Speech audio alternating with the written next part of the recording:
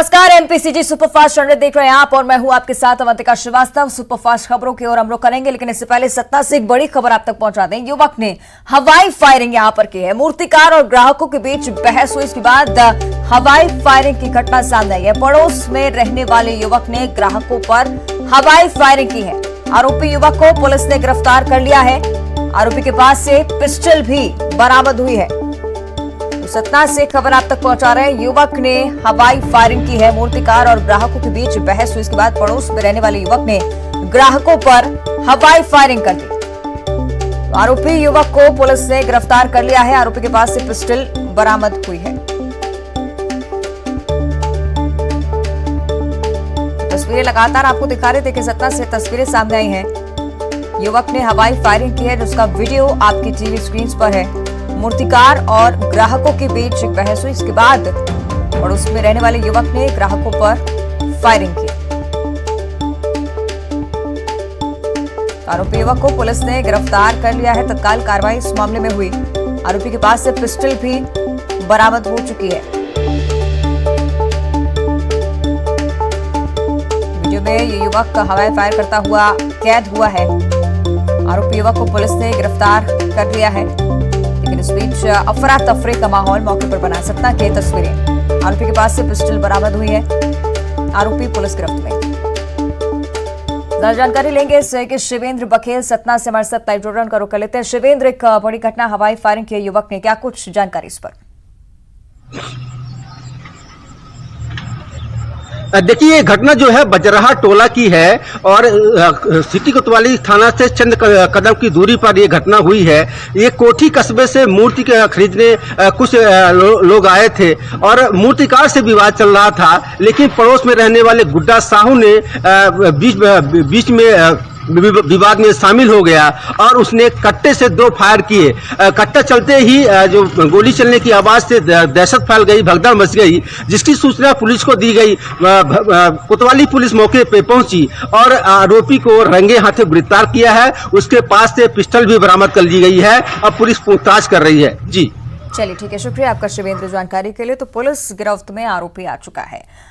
और अब आगे बढ़ते भोपाल से बड़ी खबर सामने आ रही है। मंत्रियों के परफॉर्मेंस पर अब फोकस किया जा रहा है। मंत्रियों को अपने दौरों की जानकारी देना जरूरी होगा। सीएम सचिवालय मंत्रियों के दौरों की जानकारी रखेगा। जन सेवा अभियान के अलावा किए गए दौरों की भी जानकारी देना महत्वपूर्ण होगा। परफॉर्मेंस को ध्यान में रखते हुए ये नई व्यवस्था, दोनों मंत्रियों को जिलों की जिम्मेदारी सौंपी गई है और इसी के मद्देनजर ये बड़ा फैसला। मंत्रियों के परफॉर्मेंस पर फोकस और मंत्रियों को अपने अपने दौरों की जानकारी देनी होगी। कहां वो जाते हैं, किससे मुलाकात करते हैं, इस बारे में जानकारी सीएम सचिवालय को देनी होगी। जन सेवा अभियान के अलावा किए गए दौरों की भी जानकारी देना जरूरी है। परफॉर्मेंस को ध्यान में रखते हुए ये नई व्यवस्था, मंत्रियों को अपने दौरों की जानकारी देना जरूरी होगा। सीएम सचिवालय मंत्रियों के दौरों के लेकर जानकारी रखेगा।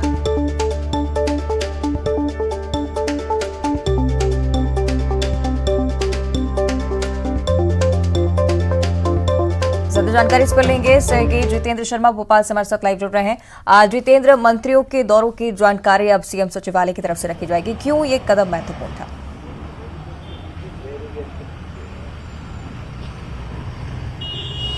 देखिए, जाहिर सी बात है, मुख्यमंत्री शिवराज सिंह चौहान ने सभी जो मंत्री हैं उन्हें जिम्मेदारी सौंपी है कि वो जनता के बीच जाएं, जनता दरबार लगाएं, जनता की समस्याओं को सुने और उनका समाधान भी करें। क्या काम जमीनी स्तर पर अभी तक नहीं हुए हैं, विकास कार्य कितने अटके हैं, इसकी पूरी प्रोग्रेस रिपोर्ट बनाकर उन्हें देनी होगी। तो उन मंत्रियों को तमाम जिलों का प्रभार दिया गया है और इनकी मॉनिटरिंग के लिए अधिकारियों को भी निर्देशित किया गया। सीएम सचिवालय से इन मंत्रियों पर नजर रखी जाएगी कि आखिरकार कौन से मंत्री कितना समय अपने जो तय किए हुए जिले हैं वहां पर प्रभार जी वहां पर जिलों में समय दे पा रहे हैं। तो जाहिर सी बात है, उससे संवाद और कम्युनिकेशन क्लियर हो पाएगा कि जनता के बीच में वाकई मंत्री पहुंच पा रहे हैं और उन्हें जो टारगेट दिया गया है क्या वो पूरा कर पा रहे हैं। अवंतिका, चलिए ठीक है, शुक्रिया आपका जितेंद्र इस पूरी जानकारी के लिए। और आगे बढ़ते अब रुक करेंगे खंडवा की ओर। हरसूद में कार्यकर्ताओं की बैठक लेने पहुंचे प्रदेश के वन मंत्री विजय शाह ने राहुल गांधी और उनकी भारत जोड़ो यात्रा पर जोरदार चुटकी अपनी अंदाज में ली है। सुनिए।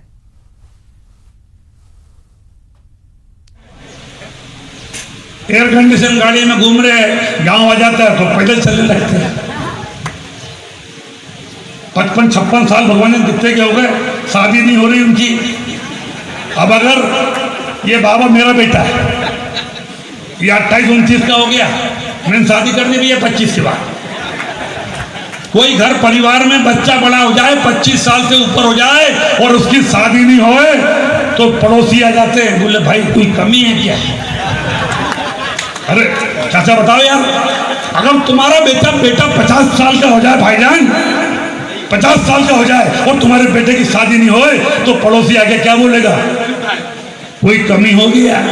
मैं नहीं बोलता तुम्हारे पप्पू में कमी है, मैं नहीं बोल रहा, लेकिन लोग खुजर करते हैं। खुजर करते कि नहीं करते? हमारी माँ बहनें खुजर करती, बोले कोई डॉक्टर को दिखाएं क्या? अरे भैया ये भाषण भी दे रहा, लोग बात कर रहे हैं यार, ये समाज के लोग ही बात कर रहे हैं, उसको ना बताता क्यों नहीं यार? ये मुझे कल मिला था, बोल रहा था भैया उनका पप्पू शादी कब करा? मैंने कहा हमको मतलब नहीं है, हमारे पप्पू की शादी हो गई, 2 बच्चे। हमारे पप्पू में कोई शंका है क्या? कोई घर। तो एक तरफ राहुल गांधी की भारत जोड़ो यात्रा, जिस पर सियासी तंज कसते विजय शाह नजर आए। तस्वीरें आपने देखी किस तरह से उन्होंने भारत जोड़ो यात्रा पर जोरदार चुटकी ली है। ज्यादा जानकारी लेंगे सहयोगी हरेंद्र नाथ ठाकुर खंडवा से हमारे साथ लाइव जुड़ रहे हैं। हरेंद्र नाथ, जिस तरह से हम देख रहे हैं विजय शाह ने सियासी चुटकी ली है, राहुल गांधी को लेकर अपनी बात रखी है और निश्चित ही इसकी चर्चा खंडवा में भी जरूर होगी। हरेंद्र जी अवंतिका, अपने दर्शकों को बताना चाहूंगा, विजय शाह मध्य प्रदेश के एक ऐसे कद्दावर नेता हैं जिनका राजनीतिक रसूख काफी ऊंचा है। वे अपने इन्हीं चुटीले अंदाज के लिए किस तरह से कब और किस पे तंज कसना हो बिना नाम लिए वो बेबाक अंदाज में जो बोल जाते हैं, यही उनको भीड़ में सबसे अलग करता है।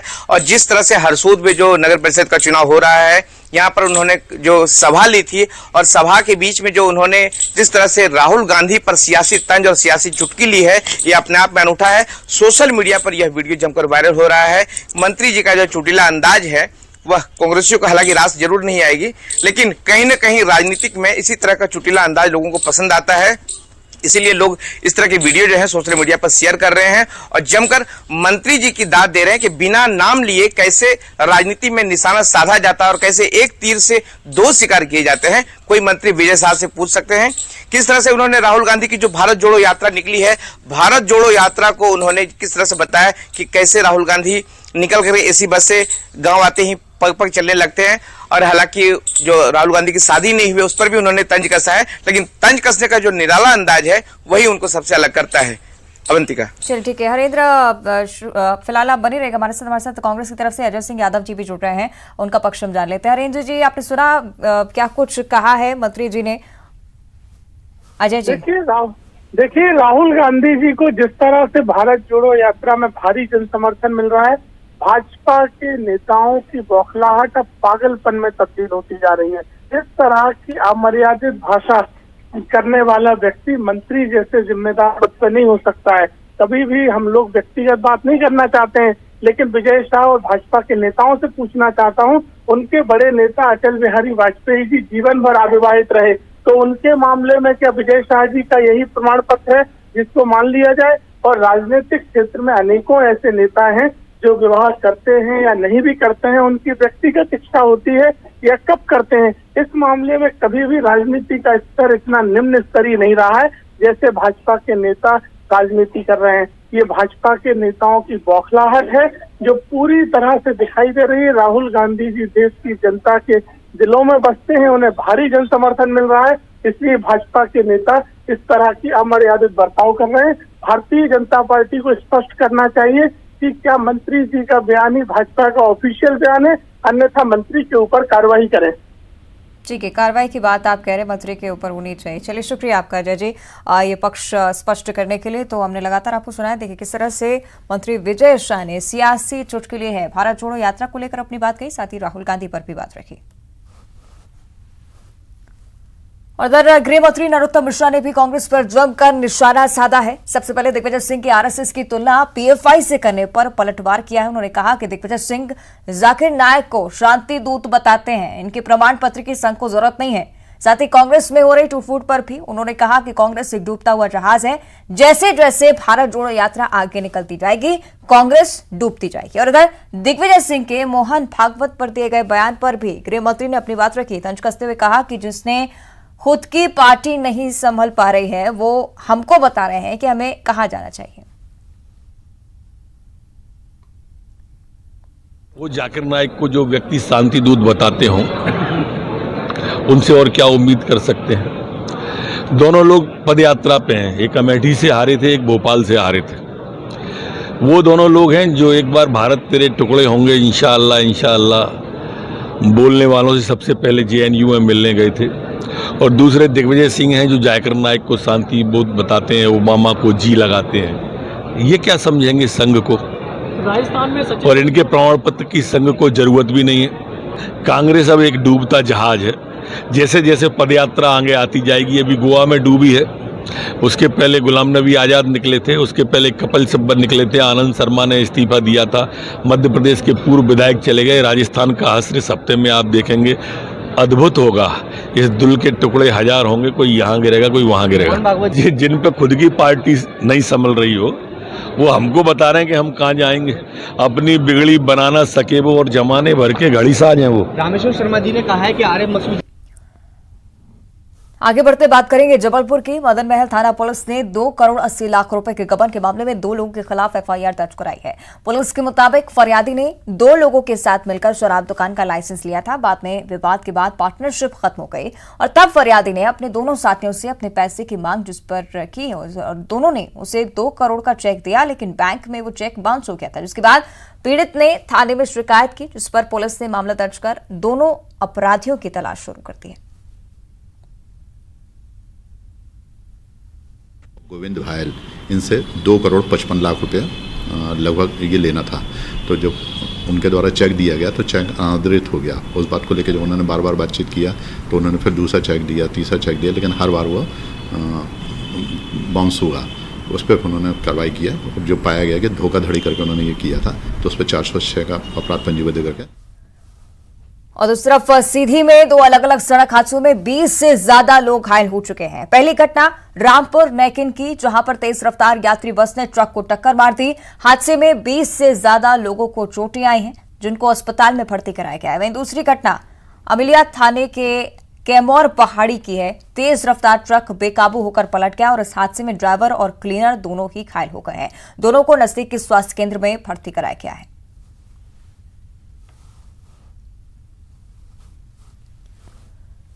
उधर बुरहानपुर के गणपति नाका पुलिस ने उतावली नदी में अवैध खनन कर रहे रेत माफिया पर दबिश देकर माफिया के 7 गुर्गों को थर दबोचा है। पुलिस ने मौके से 3 JCB मशीनें, 4 ट्रैक्टर ट्रॉलियां भी जब्त की हैं। पुलिस के मुताबिक अभी नदी से खनन का ठेका पास नहीं हुआ है, उसके पहले ही अवैध खनन का काम यहां पर चालू हो गया है।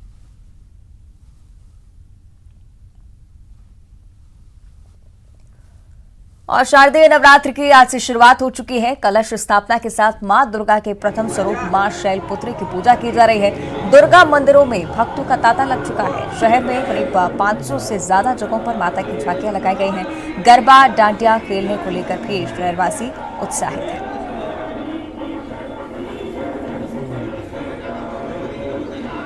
तो तस्वीरें आप देख रहे हैं किस तरह से अपार श्रद्धा श्रद्धालुओं की तस्वीरों में नजर आ रही है। मां शैलपुत्री की आराधना आज की जाती है। नवरात्रि का पहला दिन और मंदिरों में भक्तों की भीड़ उमड़ रही है। अपनी मनोकामना लिए भक्त मंदिरों में पहुंच रहे हैं और माता के दर्शन पाकर खुद को सौभाग्यवान महसूस कर रहे हैं।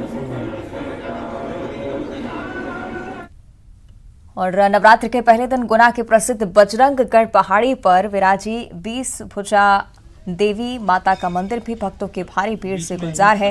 मान्यता है कि जो भी भक्त यहां विधि विधान से मां 20 भुजा देवी की पूजा अर्चना करता है, उसकी सभी इच्छा माई पूरी करती है। मान्यता यह भी है कि मां की 20 भुजा सभी भक्त नहीं गिन पाते हैं। जिन भक्तों पर मां की विशेष कृपा होती है वही भक्त जो होते हैं वो मां की 20 भुजा गिन पाते हैं, और जो मां की 20 भुजा गिन लेते हैं उसकी भी सभी इच्छाएं मां पूरी करती हैं। और नवरात्र के पहले दिन रतलाम के प्रसिद्ध कालिका माता मंदिर में भी भक्तों की भीड़ नजर आ रही है। कालिका माता मंदिर में इस बार 9 दिवसीय गरबे का आयोजन रखा गया है।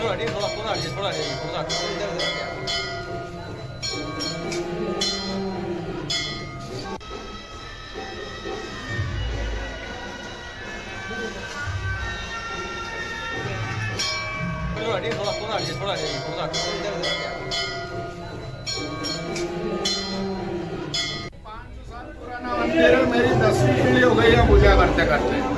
और ये रतलाम सरकार ने उनको सपना आया ना, पहाड़ी थी, पहाड़ी को खोद के और ये 3 चेहरे मूर्तियां निकाली गई यहाँ से और यही स्थापित कर दी। जब से चला आ रही है, बहुत प्राचीन मंदिर है, हर व्यक्ति की मनोकामनाएं यहाँ पूरी होती है। और इसी के साथ बुलेटिन में फिलहाल इतना ही। आप देखते रहिए न्यूज़ 18।